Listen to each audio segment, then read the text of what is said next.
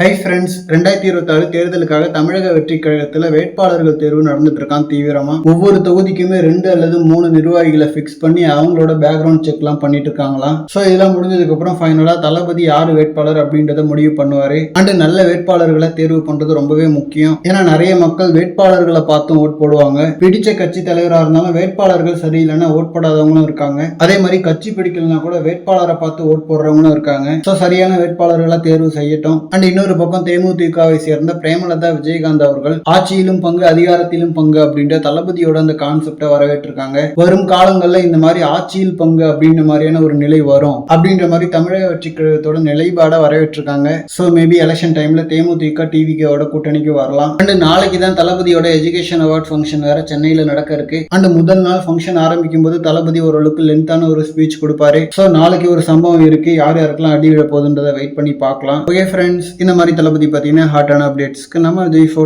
சேனலை சப்ஸ்கிரைப் பண்ணுங்க. தேங்க்யூ.